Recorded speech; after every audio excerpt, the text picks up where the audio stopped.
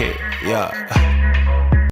Yo, what up? That last track was Freshen Up by CHUCKWAVY. Hey, man, Mr. Freshen Up himself, man. I like that joint, man. Smooth, real smooth. Yeah, it is. And if you just tuning in, you kicking it with G and Renegade on the all new 92KLs.com. Chuck, you in the building. You kicking it with us. Hey, man, I'm here, man. Kicking it radio, man. 92 Kels, man. What's up with it, man? I know you're going to pick me for something, man. Who is Chuck? Man, CHUCKWAVY, first of all. CHUCKWAVY. You got to say the wavy. It's all one word. Ain't no space. So if you looking on Instagram, Spotify, it's CHUCKWAVY, one word, man. CHUCKWAVY, man. I'm just a, cool cat, man. Real mellow, man. I'm chill, man. I'm a realist. I'm an optimist, I don't like to do too much outside of myself, you know what I mean? Yeah. I just like to give it, I like to be organic. I like to keep things organic, dog. How did we come up with CHUCKWAVY? Man, one thing, the wavy, I used to be a barber back in the that's my first profession, you know what I mean? So you could say it came from that, but I like to think water is the most powerful resource we have, you know what I mean? And as the sun could come up all day, men lie, women lie, but one thing for sure, that wave gonna touch the show every time. The wave don't subside, it's relentless. And everything I done in life, I'd have been knocked down, I done had adversities, but one thing for sure, I always get back. You're gonna see me again. I keep coming, just like that wave, dog. And that's how you came up with That's how I came CHUCKWAVY. up with that CHUCKWAVY. Did nobody tell you the name? Your mama came out and started calling you CHUCKWAVY because you had waves at one point? That too. And then back in the gap, man, my pops and them, they used to run back and forth between New Orleans and Houston, and they used to, they rocked a long, deep wave hair, you know what I mean? So, and it's just how they moved. They were just some dope dudes, the way they carried themselves, they were just wavy. It just fit, you know what I mean? So I took it and we ran with it, man. Okay, so I hear the accent. Is that where you from, New Orleans? Yeah, New Orleans, West Bank, Kennedy Heights, Power Line. Hey, stand up. Already. Yeah. So you got the CHUCKWAVY thing. You got the movement going. Got the movement. Did people jump right behind you first on when you started? Yeah, cause like I said, I had like my rap career, my career is like fortuitous in nature. I kind of had a buzz about myself, just the way I maneuver around the city, doing things and being a barber. Like I normally touch about 15. I shop, you know what I mean, about 1,500 people a week. You know what I mean? So it's nothing to just plug a record up and just play it in the barbershop and people hear like, man, who is that? And you know what I mean? I pretty much just built my following off of that, you know what I mean? Being in the nightclubs, politicking with the DJs, club owners, and I came up with a mobile barbershop. And it was the first, I guess the first thing like that where I was. I took a barber chair and I put it inside of a Mercedes Sprinter van. And I used to go to all the events and just chop entertainers. But I had it nice. It looked like a real actual barbershop inside the Mercedes Sprinter van. When you open the door, it blow people away. So I did my thing cutting for a while, and I get them in my chair and I play the music, and they be like, damn, who that is? I be like, man, that's me. And they be like, man, what is you still doing cutting hair? At first, I made a song for the mobile barbershop, but I just made it as like a commercial. And the song is my first single, which is called Hair Wrong. But it's spelled hair wrong, you know what I mean? But I can't just get over the fact, let's talk about the fact you got a Sprinter mobile van to cut hair. Yeah, that's smart, man, a mobile barbershop. And like I said, in a Sprinter van. In a Sprinter van. We're going to get you in class, we're going to cut you right, the AC work, all that. Everything. blow the hair off, it was just a dope, it was so dope, you know what I mean? And the song actually got bigger than the barber, me being a barber, so I had to go with, I mean, hair gonna grow as long as we alive. Yeah. I might not get this opportunity again.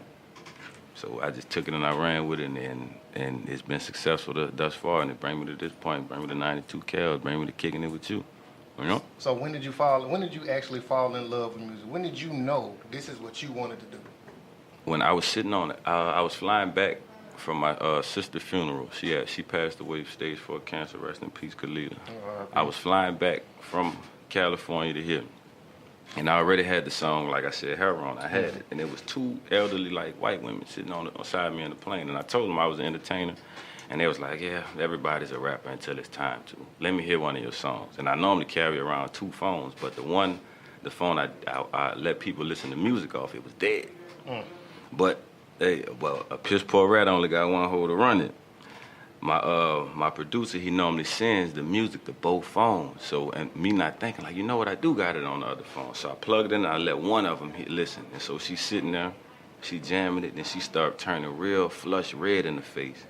And then she gave me this look like, oh yeah, you are entertaining. She but like, I could tell like she bought into she believed me in that moment. Whoever I said I was, that's who I was. Yeah. And then she was so into the music, her homegirl, the other lady, she tapped, let me hear. Because she couldn't believe this woman was giving me this much attention. So she took the earbud from her and put it in.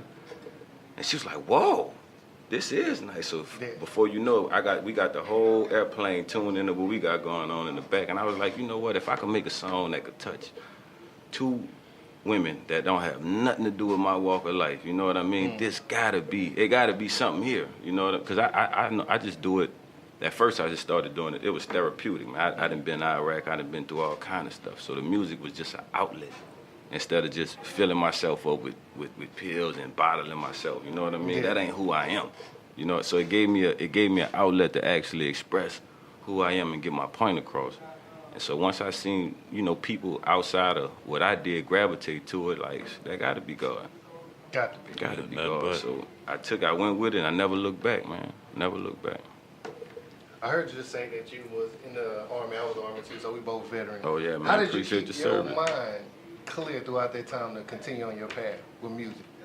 Because we both know it's so many people that fall off just from going in the Army and coming out. Well, see, I did all that before.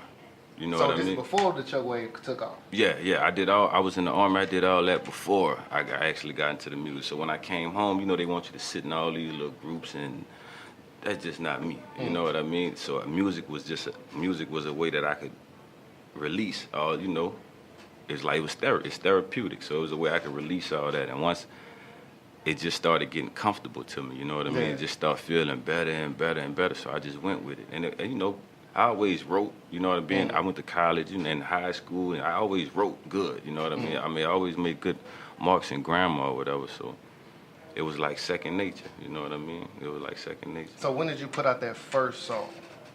The very first song, how did you get to that point to put out that first song? When I came up with the idea with the barbershop. That's what I called my So that was the first song that was the first. Heron was my first joint. Yeah. And it took off from there. And it took off from there. I've been on a nice 3-year run. Oh, you didn't win school. Yeah. Tell us on the place where it took you. I done been to Paris, France. I shot my 3rd video in Paris, France. Paris, France. So I'm supposed to go to London this year, but I've been New York. I had a home base in Carolina. I used to stay out there. So I mean, I pretty much been all around the world, man, all over. So music. The wave done took you some places. The wave done took me some places. For real. You know what I mean? For real. So who influenced you as an artist? Well, when I was 16, first Soulja Slim. Being from New Orleans, you know, you got that vernacular being cut, you know, from that type of cloth. Soulja Slim, I would say, and then Tupac. And when I was 16, I was in a Jay-Z video, Izzo. So just meeting Jay-Z, being around that, just seeing like, damn, you know what, this is dope. I could do this. So you had some plug before the plug? Yeah, you could say that. Yeah. You could say that. I was around it, I just never took advantage of it because that's what I wasn't doing that. You know what I mean? So then when I started coming around to actually doing music, all them avenues were still open, and people was happy that I actually was doing music, you know what I mean? Yeah. I ran from it for a while. It was so many other times in between me making the barber shit when I was in the studio with people, and you know how you listen to something, you be like, man, I don't believe Buddy, that ain't him. You know, you know how you get around certain artists, and you know what I mean? You just, I know within the first 10 seconds I meet you, I shake your hand, I can feel your vibe, I look in your eyes, I know if you for me or, you know what I mean? You just know. And I was like, damn. And they really running around making me, you know what I mean? And I was like, that ain't. I didn't want to get into it for that. But I couldn't escape certain situations I was in, and I was like, you know what? It gotta be something there for me. You know what I mean? I can't run from it no more. Yeah. So you had a good foundation, a good group of people around you pushing you to get you to that next level. Yeah. So that's how I just ran with it after that, man. So can you say, did you really take your sound from New Orleans, or was you just kind of pretty much picking from everybody to create your sound? Well, I mean, I can't get away from my accent. I can't get away from my thought process. You know what I mean? Which is strictly New Orleans. It is. But I have been in Texas, and Texas been wonderful to me. I don't have nothing bad to say about Texas. I don't. So with listening to artists from Texas, like he said, like Screwed Up Click, Rap a Lot, just being in Texas, it's hard to escape their culture. It's a culture here just like it is in New Orleans. You know what I mean? And I landed in a place at first was Fort Hood. Colleen. Yeah, Colleen, and it's really like a gumbo pot. Everybody from everywhere, so it's not really a culture there. So once I start hitting Austin and I start hitting Houston, I was like, okay, you know what? It's something like New Orleans. You know what I mean? But don't get me wrong, Colleen, it's a lot of talent in Colleen too. It is a lot of talent. I meet a lot of talented artists in Colleen. I know a bunch of good people from Colleen too doing music. So I don't want to just say like I'm stepping on, but just the culture of Texas. You know what I mean? So I got a lot of that into the music too. That's where that kind of not slow, but that that laid back withdrawal. It just comes from being in the culture. So if you could collab with anybody, who would you want to collab with? That's out right now. Out right now. We could do is somebody, okay, who you alive or dead, but we all know everybody want to collab with them. But let's just say who's out right now. If you had a chance, who would you collab with? On the rap side, I would say probably like And why? Davies. Yeah. Probably like a Davies. Why Davies? Yeah. Because like coming up, I used to bump a lot of Kiss, a lot of Jada Kiss, a lot of Up North. I like their vernacular approach to a record. You know what I mean? Yeah.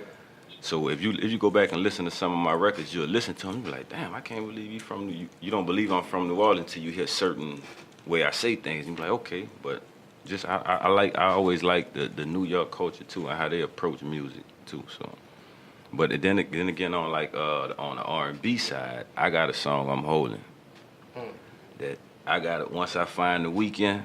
Man, he got to do this joint. But he might have to do it. He might have to do it by himself. And I say I wrote it, but hey, I got a joint that he got to hear. The world got to hear it. Hey, just keep it, man. Sometimes it be like that. Yeah, that he got to hear, dog. And I think it fit him. I think it fit him, dog. So where do we see Wave in the next 5 years? Shit, man, on the charts, man. On the charts. Definitely this year. I got some records I'm gonna put out. That's one of my goals this year, the chart. Definitely the chart. Next 5 years, I plan on being one of the biggest names in the household. Straight up. That's real. And if you could tell us just a little bit, how would you plan to get there? Everybody say they want to do these big things and all that, but what plan do you have in place for you to get there? Well, like I said, consistency. And consistency as just a human being. You know what I mean? I mean, it's hard to inhale and exhale consistently based on where you place demographically. You know what I mean? How hard, being Chicago, New Orleans, it's just hard out here. But I think consistency in my work ethic has got me further than artists I've seen that done this thing for like 10, 20 years. You know what I mean? Some people tap out easy, but I take all my experiences being in the Army, being deployed, facing adversity. If I'm able to channel that and get through that, I've been in some adverse situations with music already, but I don't feel like nothing gonna stop me. As long as I could go into a studio and press record, and I could get beats and send them off to get mixed and mastered, man, nothing gonna stop me, man. That's real. Cause what God got for you, it just is. Yeah. You can't run from it. I tried. I tried it. Look where I'm at. I'm right here on radio. Yeah. And you out there in ATX, man. What is it like out there in ATX, man, on the music scene, on artist scale? Austin it got a real dope music scale. I mean, music scene. But like anything else, it's politics involved. I'm not from Austin, so I got to Eurostep a lot of stuff. You know what I mean? I get a lot of flack thrown this. He not from here, but he doing this thing and he dope. You know what I mean? Some things you can't deny somebody. I seen other guys in my situation too. And when I recognize, I pull them to the side. I say, bro, look, why don't we work together on? Because everybody's so, man, I'm better than this dude, and everybody, it's so much of being better than, you know what I mean? So much competition. If you just come together sometime, you beat that. You know what I mean? You negate that whole thing. So Austin it's like that. It's competitive, but it's rewarding, especially for music. The hip hop scene it's emerging. It could be a lot better. You know what I mean? It could be invested in a lot more by the city, like they do for other events. But I guess once they see something truly in it on the monetary side, they'll dive more into it. But it's coming. It's emerging. I seen a lot of. They got a youngster now, Quinn FN, from Austin. I'm gonna have to check him out. I ain't never. Yeah, he broke the barrier. You know what I mean? So he pretty much got the light shining on the city that. And I'm like this: if the light shining on the city, if you in position, it's gonna hit you too. You just gotta be there. Yeah. You ain't gotta pull the next man down. If you got yours together, when the light hit, man, you gonna go. I believe that wholeheartedly, so I'm just staying fast on what I got going. I got a recipe that's been working, and I don't want to deviate from that. Yeah. You know what I mean? You've been an independent artist. Why is it so hard for people to work with other people? Not saying that it's hard for you to work with other people, but you said you ran into that from time to time. Why is it that you feel that they just can't get over it? Is it because you don't want to get killed on your own song? Yeah, it could be that, or it's they don't want to see if they don't want to see somebody pass them up or get further. You know what I mean? Some people feel like, man, I've been doing this for this long. Ain't no way he finna come here with me. And you know, man, as sad as it sound, that's how it be. Like nobody gonna kill me on my song. That's how I feel. Like if we doing this song, I'm not approaching it like that. I could just go in there and I'm gonna lay with whatever the track requires and how I'm feeling. I'm gonna lay it down. But it is a competition, right? But it is. You get on, you want to make sure you put your stamp on. But see, that's instilled in me natural. I don't have to go do something outside of what I'm doing. You know what I mean? To make it compete with this person or that person. It's gonna be dope. I feel like whoever I get on the track with, it's gonna be dope in that nature because I feel like how I'm vibing and the frequency I'm on, I know how to find who for me on the track. You know what I mean? It's gonna be dope whether we do it. You know what I mean? So Yeah. I'm picky in that sense. I'm not just gonna jump on the track with anybody. You know what I mean? Who would? At the end of the day, it's this how I feed my kids. This my art. This, you know what I mean? I got a way I want it to be displayed. I got a way I want it to be heard. So if it's beneficial and it's relevant and it sound good, I'm with it. And I did a little bit of research. I seen some. You just brought somebody out to Austin, right? Tell us a little bit about that. Tech artist from Baton Rouge, man. He got a nice following. Spider Nation, Risk Takers 360. Yeah, I'm related and friends with some people in his camp. So we was able to put it together, bring him to the city, man. I actually brought him to Killeen too, and some artists was able to collab with him, and money was made on both sides. So it's an avenue. People just got to create the avenue for other artists to eat. You know what I mean? So I brought him to Killeen. He done some work with some artists. Then we did a show at Tellers downtown Austin, right off Tellers, right off 6th Street on Trinity. And it was a success. It was a success, man. People came out, had a dope time. He got on stage, he ripped it, he did his thing. I performed, and it was a success. So I'm just looking forward to doing more things like that. You know what I mean? Because at the end of the day, I'm not the only artist in the city. You know what I mean? And I feel like the most opportunity I could create for other artists that just help my brand push forward, and that helps other people's brand push forward. And that's all it's about, dog. Yeah. And if you're just tuning in, you still kicking it with G and Renegade on the all new 92 Kales. We still kicking it with CHUCKWAVY, still in this interview. But you're not just an artist. No. Tell us what else you got going on. What else you got going on? What is the wave? Man, it's Still on the wave. Yeah, I'm a fashion connoisseur, man. Like, I mean, y'all can't see me now, but I like to dibble and dab in fashion. Fashion is on the forefront too. It go hand in hand with hip hop. So I was able to, link with some notable brands, actually the Wavy brand. So we did a deal, and we just pushing in the Camric and Calico. That's my homeboy. That's his line that's starting to emerge too. So, and this actually has a good deal of history behind it because his uncle was the most winningest black jockey in Kentucky Derby history. But you probably wouldn't know that. I mean, it's politics. That's what Jules is drawing. Exactly. His name is Isaac B. Murphy. He's the winningest black jockey in Kentucky Derby history. You heard it here first.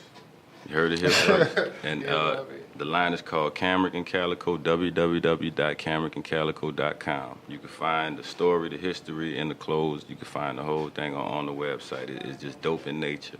and www.shopwavy.com. Use the promo code CHUCKWAVY18. You can receive 25% off, and we got the freshest summer gear. We got winter gear, joggers, hoodies. We got surfer gear. We got everything. Something for the ladies. So what's the story behind that? How did you get into the fashion? Now you're an artist, you cut hair, now you got into the fashion, making clothes. Like, how you get into that? Well, people always told me you got a look. Yeah. And so you had the last dragon to glow when you walk in. There you go. I mean, it's inevitable in music. Like you got to have the right lyrics, the right beat, and it all go together. You got to have components that match up. You know what I mean? It's some people, they look good. I mean, they sound good. Their music is great, but they're not as entertaining. You know what I mean? Yeah. It's hard to digest them. Yeah.